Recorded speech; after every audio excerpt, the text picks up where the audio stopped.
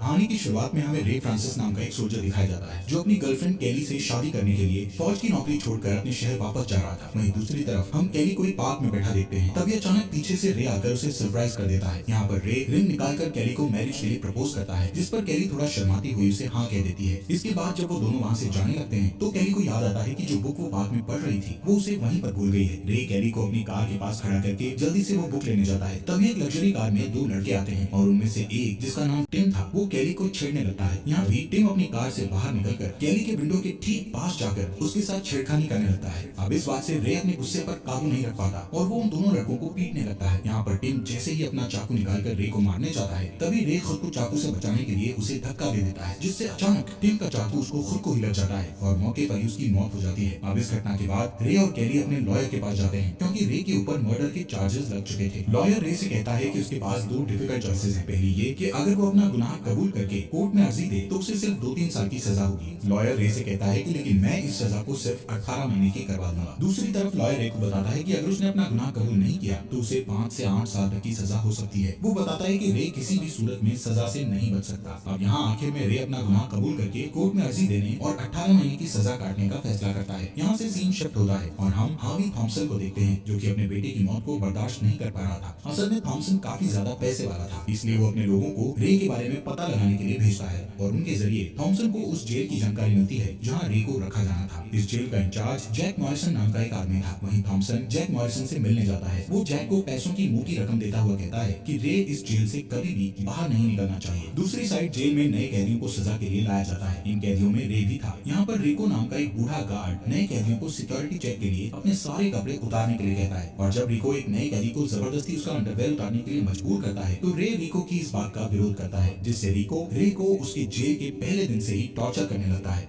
इसके थोड़ी देर बाद विलियम नाम का एक गार्ड रे को जेल इंचार्ज जैक मॉरिसन के पास लेकर जाता है। जैक को उससे बातचीत करने पर पता चलता है कि रे ने 12 साल फौज में नौकरी की है, जिससे जैक रे के साथ अच्छा बर्ताव दिखाने की कोशिश करता है। जैक गार्ड से कहता है कि रे के साथ अच्छा बर्ताव करो। थोड़ी बातचीत के बाद विलियम वापस रे को उसके जेल वाले कमरे में ले जाता है। जब रे जेल के ग्राउंड में जा रहा होता है तभी उसकी टक्कर एक कैदी से हो जाती है, जिससे वो कैदी रे से लड़ने लगता है। लेकिन तभी मोजेन नाम का एक दूसरा कैदी अपने ग्रुप के साथ रे की मदद करने आता है। अब यहाँ दोनों ग्रुप्स के बीच झगड़ा होने ही वाला था कि विलियम वहाँ पहुंचकर उन्हें अपने अपने काम पर जाने के लिए कहता है। विलियम रे को लाइब्रेरी में काम करने को कहता है। लाइब्रेरी में रे को एक कैदी डेविड बुक्स रखने की जगह बताता है। जब रे लाइब्रेरी से अपने सेल की तरफ जा रहा होता है तो रास्ते में फिर से उसी ग्रुप के कुछ मेंबर उसे तंग करने लगते हैं, लेकिन रे खुद पर कंट्रोल करता है। जब वो अपने सेल में एक डायरी पढ़ रहा था तभी अचानक रिको अपने साथी गार्ड्स के साथ आकर उसके रूम की चेकिंग करने लगता है। रिको को रे की डायरी में उसकी गर्लफ्रेंड केली की फोटो मिलती है और वो रे को चिढ़ाने के लिए उसकी गर्लफ्रेंड की फोटो को उसके सामने ही चाटने लगता है। ये देखकर रे को बहुत गुस्सा आता है और वो उसे मारने के लिए जैसे ही आगे बढ़ता है तभी वो दो गार्ड्स जिनका नाम फॉक्स और विक्टर था उसे पकड़ लेते हैं। इसके बाद रे को और गुस्सा दिलाने के लिए रिको उसकी गर्लफ्रेंड की फोटो को फाड़ देता है। इसके बाद रिको उसको कपड़े उतारने के लिए कहता है और थप्पड़ मारकर उसे डराने लगता है। जब रिको डंडे को उसके सर पर मारने वाला होता है तो विक्टर उसे ऐसा करने से रोक देता है। अगले दिन जब रे नहा रहा होता है तो वहाँ हैमर नाम का एक बड़ी कद वाला कैदी आता है जो उसे झुकने के लिए कहता है ताकि वो उसके मजे ले सके। रे गुस्से में उसे एक मुक्का मारता है जिससे वो दूर जाकर गिरता है। तभी रिको वहाँ आकर रे को तब तक मारता है जब तक वो उसे जैक के रूम में नहीं ले जाता। रे जैक को ये बताने की कोशिश करता है कि वो खुद को उस गे आदमी से बचाने की कोशिश कर रहा था, पर जैक उसे कहता है कि ये सब यहाँ नॉर्मल है। रे के लगातार बहस करने पर रिको और फॉक्स उसे फिर से मारने लगते हैं। यहाँ पर भी विक्टर उन्हें मारने से रोक लेता है कि कहीं रे मर न जाए। लंच के समय रे अपने दूसरे कैदियों जेड और डेविड के साथ बैठकर लंच करता है। डेविड के साथ बातचीत के दौरान रे को वो कैदी दिखाई देता है जिसके साथ जेल में उसकी पहली लड़ाई हुई थी। इसके बाद जब डेविड और रे लाइब्रेरी में किताबों को सही करके रख रहे होते हैं तो डेविड रे को बताता है कि मैं इस जेल से कभी भी बाहर नहीं निकल पाऊंगा क्योंकि 15 साल पहले मैंने अपने भाई के साथ मिलकर पैसों से भरा एक ट्रक लूटा था जिसमें 2 सिक्योरिटी गार्ड समेत एक पुलिस ऑफिसर की मौत हो गई थी। उसी चोरी में उसके भाई की भी डेथ हो गई थी और वो पैसा भी अभी तक किसी को बरामद नहीं हो पाया था। डेविड रे को बताता है कि सिर्फ मैं ही जानता हूँ कि वो पैसा कहाँ छिपाया गया है। उनकी बातचीत के दौरान अचानक वहाँ रिको आकर रे को बताता है कि उससे मिलने उसकी गर्लफ्रेंड आई है। केली को देखकर रे बहुत समय बाद खुशी से मुस्कुराया था। उनकी बातचीत बहुत कम समय के लिए ही हो पाती है क्योंकि रिको उन्हें बीच में ही रोककर रे को वहाँ से चलने के लिए कहता है। इसके बाद रे मोजेन मोजेन और उसकी गैंग के लोगों के साथ मिलकर कार्ड्स खेलने लगता है। वहीं जेड जब एक्सरसाइज कर रहा होता है तो हैमर वहाँ पर आकर उसे परेशान करने लगता है और जब हैमर उसे एक डंबल से मारने ही वाला होता है तभी रे वहाँ आकर हैमर को पीटने लगता है। इसी बीच विलियम वहाँ आकर उन्हें रोकता है। ऐसे ही एक दिन जब रे टॉयलेट साफ कर रहा होता है तो उसी समय वहाँ वो आदमी आ जाता है जिससे उसकी शुरुआत में लड़ाई हुई थी। वो रे से बदला लेने की कोशिश करता है पर रे उसको फाइट में पूरी तरह से हरा देता है। अब यहाँ पर रिको के साथ इस बार जेल इंचार्ज जैक भी आता है। जैक एक बैट लेकर रे के पीछे घुसा देता है। अगले दिन तीनों गार्ड्स विक्टर, फॉक्स और रिको इकट्ठे होते हैं। इन तीनों गार्ड्स को जैक ने घूस दी थी ताकि वो रे को टॉर्चर कर सकें। लेकिन अब यहाँ पर विक्टर फॉक्स और रिको से कहता है कि अब मैं इस मामले में और नहीं पढ़ना चाहता। साथ ही वो उनको ये भी धमकी देता है कि वो इस मामले को कोर्ट तक लेकर जाएगा। विक्टर के जाने के बाद सभी गार्ड्स का हेड विलियम वहाँ आता है। विलियम को बिल्कुल नहीं पता था कि उसकी पीठ पीछे क्या हो रहा है। वो रे से टॉयलेट साफ करवाने की बात पर उन्हें डांटता है क्योंकि उसने रे को लाइब्रेरी का काम दिया था। विलियम फॉक्स और रिको को कहता है कि आगे से तुम मेरी इजाजत के बिना कोई भी फैसला नहीं करोगे। इसके बाद रिको और फॉक्स जैक के पास जाते हैं और उससे कहते हैं कि विक्टर ने उनका साथ देने से मना कर दिया है और साथ ही वो उनके प्लान्स को खराब भी करना चाहता है। जिस पर जैक उनको बोलता है कि विक्टर को ठिकाने लगा दो। यहाँ से फॉक्स और रिको एक कैदी के सेल में जाते हैं और उसका बिस्तर चेक करने पर उन्हें एक तेजधार चाकू मिलता है। वो इसके लिए उस कैदी को नीचे झुकाकर माफी मंगवाते हैं। अगले दिन जब वो कैदी टॉयलेट साफ कर रहा होता है तो टॉयलेट में वो विक्टर की डेड बॉडी देखकर डर जाता है। यहाँ पर साफ दिखाई दे रहा था कि ये एक सोचा समझा मर्डर है। जल्दी ही रिको और फॉक्स वहाँ पहुँचते हैं और इस मर्डर का इल्जाम उस कैदी पर लगा देते हैं जिसके पास से उन्होंने उस तेजधार चाकू को बरामद किया था। वहीं दूसरी तरफ रे डेविड से मोजेन के बारे में पूछता है जिस पर डेविड उसे बताता है कि मोजेन एक बड़ा खिलाड़ी है जो जेल के अंदर से ही अपने गैंग के साथ ड्रग्स का धंधा चलाता है। थोड़ी दूरी पर खड़े मोजेन के गैंग वाले उनकी बातचीत को नोटिस करके उनके पास आते हैं। मोजेन रे को कहता है कि वो जेल के अंदर किस गैंग को चुनता है इसका ध्यान रखे क्योंकि उस जेल में एक दूसरा गैंग भी था जो रे का दुश्मन बन चुका था। अगली सुबह जब रे और डेविड नहा रहे होते हैं तब मोजेन गैंग वहाँ पहुँचता है और उस आदमी को चाकू से मार देता है जिसने टॉयलेट में पहले रे को परेशान किया था। क्योंकि अब इस मर्डर का इल्जाम रे पर लगा था इसलिए वो तुरंत दूसरी गैंग के मेंबर्स के पास जाकर उन्हें कहता है कि ये मर्डर मोजेन की गैंग ने किया है। दूसरी गैंग वाले रे की इस बात से सहमत हो जाते हैं। वहीं हैमर जेड को एक कमरे में ले जाकर उसका यौन शोषण करता है। कुछ दिन बाद जब रे की गर्लफ्रेंड कैली रे से दोबारा मिलने आती है तो फॉक्स और रिको उससे बदतमीजी करने लगते हैं और सिक्योरिटी चेक के नाम पर उससे कपड़े उतारने को कहते हैं। अब मजबूरी में कैली को कपड़े उतारने पड़ते हैं। इसके बाद रिको रे को बताता है कि हमने तुम्हारी गर्लफ्रेंड को नेकेड किया था। तो रे को उन दोनों पर हद से भी ज्यादा गुस्सा आता है लेकिन वो कुछ नहीं कर पाता। वहीं हैमर एक बार फिर से जेड का शोषण करता है पर इस बार जेड अपनी सारी ताकत लगाकर उसे मार डालता है। इस बीच रे को मोजेन के सेल में बुलाया जाता है। मोजेन उस पर बहुत गुस्सा होता है क्योंकि उसने उसकी गैंग को ज्वाइन करने से मना कर दिया था। इसके बाद जब रे डेविड के साथ बैठा होता है तो वहाँ रिको और फॉक्स आकर उसे एक वर्कशॉप पर ले जाते हैं क्योंकि उनको मोजेन ने ही ऐसा करने के लिए कहा था। मोजेन रे को डेविड और कैली समेत मारने की धमकी देता है। यहाँ पर रे खुद पर कंट्रोल नहीं रख पाता। वो फॉक्स और रिको को मारने लगता है। रे की इस हरकत से उसको एक अंधेरे और सुनसान सेल में डाल दिया जाता है। अब इस बात का पता चलते ही विलियम जैक के ऑफिस में जाकर उससे पूछता है कि उसने फॉक्स और रिको को रे को वर्कशॉप में ले जाने के लिए क्यों कहा। जैक उसे बोलता है कि यहाँ का इंचार्ज मैं हूँ तो मैं जो मर्जी चाहे करूँ। दूसरी तरफ उस नर्क से भी बदतर सेल में रे के साथ जानवरों जैसा बर्ताव किया जा रहा था। कुछ हफ्तों बाद ही रे लगभग पागलों जैसा हो जाता है। उस सेल में काफी महीने बिताने के बाद रे को उस सेल से निकालने के लिए विलियम आता है। विलियम भी रे की तरह एक सच्चा सैनिक था इसलिए वो रे से ये जानने की कोशिश करता है कि आखिर बात क्या है, क्यों सब उसके साथ इतना बुरा बर्ताव कर रहे हैं। लेकिन रे उसे कुछ नहीं कहता क्योंकि वो अब किसी पर भी भरोसा नहीं करना चाहता था। रे के ठीक होने के बाद मोजेन अभी भी उससे बदला लेना चाहता था इसलिए वो जेड को रे को चाकू मारने के लिए कहता है। और क्योंकि रे ने बुरे समय में हमेशा जेड का साथ दिया था इसलिए वो रे को नहीं मारता। जेड की इस बात से मोजेन उसको जान से मार डालता है। जेड की मौत के बारे में सुनकर रे अपने इमोशंस पर काबू नहीं रख पाता और सीधे मोजेन की गैंग की तरफ बढ़ता है। उसकी गैंग के एक आदमी को मारने के बाद रे मोजेन को लड़ने के लिए चैलेंज करता है जिससे दूसरी गैंग के मेंबर रे की सपोर्ट में खड़े हो जाते हैं। वहीं जैक ये सब विंडो से देख रहा था। जैक रिको और फॉक्स को उन्हें रोकने की बजाय लड़ने देने के लिए कहता है। अब क्योंकि रे एक मिलिट्री बैकग्राउंड से था इसलिए वो आसानी से मोजेन को हरा देता है। यहाँ तक कि वो उसे अपने हाथों से जकड़कर मारने ही वाला होता है कि तभी उसकी नजर डेविड पर पड़ती है जो इशारे से उसे मोजेन को मारने से मना करता है जिससे रे मोजेन को छोड़ देता है। पर तभी एक चाकू मोजेन के बगल में गिरती है और मोजेन वो चाकू उठाकर रे को पीछे से मारने की कोशिश करता है लेकिन उसी वक्त डेविड रे को बचाने के लिए खुद चाकू के आगे आ जाता है। तभी दूसरी गैंग का लीडर मोजेन को मार डालता है। इसके बाद रे को जैक के रूम में बुलाया जाता है। जैक उसे बताता है कि उसकी सजा बढ़ा दी गई है। यहाँ पर रे उसको बोलता है कि तुम पैसे के लिए अपनी माँ को भी बेच सकते हो। इस बात से भड़ककर गुस्से में जैक रे को सारी सच्चाई बताते हुए कहता है कि मुझे तुम्हें जेल से निकालने से रोकने के लिए हार्वी थॉमसन ने बहुत सारे पैसे दिए थे इसलिए मैं तुम्हारे साथ ये सब कर रहा था। इसके बाद रे अपने पास छुपाया हुआ फोन बाहर निकालता है जिस पर उसने विलियम को कॉल लगा रखी थी। अब जैक की सच्चाई कॉल रिकॉर्डिंग में सेव हो चुकी थी। तब विलियम अपनी टीम के साथ जैक के रूम के अंदर जाता है। उन्हें देखकर जैक समझ जाता है कि उसे फंसाने के लिए ही ऐसा किया गया था। यहाँ पर जैक के साथ रिको और और फॉक्स को भी अरेस्ट कर लिया जाता है। ये सब खत्म होने के बाद रे डेविड को हॉस्पिटल में मिलने जाता है, जो अभी तक जिंदा था। तभी डेविड रे को अपने 15 साल पहले चुराए गए पैसों की लोकेशन बताकर उसे कहता है कि वो उन रुपयों को लेकर एक नई और खुशहाल जिंदगी शुरू करे। साथ ही डेविड रे को बताता है कि वो अपनी बेटी को बहुत मिस करता है, इसलिए रे उन पैसों में से एक पैसे का बैग उसकी बेटी को भी दे दे। अब फाइनली रे जेल से रिहा हो जाता है। जेल से जाते जाते विलियम उससे हैंडशेक करता है। वहीं रे की गर्लफ्रेंड बहुत खुश थी और वो उसका वेलकम करती है। इसके कुछ दिन बाद रे डेविड की बेटी से मिलकर उसे रुपयों से भरा एक बैग देकर कहता है कि उसके पापा उसे बहुत मिस करते हैं, इसलिए वो उनसे मिलाया करे। वहीं दूसरी तरफ हम देखते हैं कि विलियम जेल में आए नए कैदियों से जेल के कपड़े पहनने को कहता है। उन कैदियों में से एक अबाब हावी थॉमसन भी था, जो जैक को घूस देने और सारी परेशानियां खड़ी करने का जिम्मेदार था।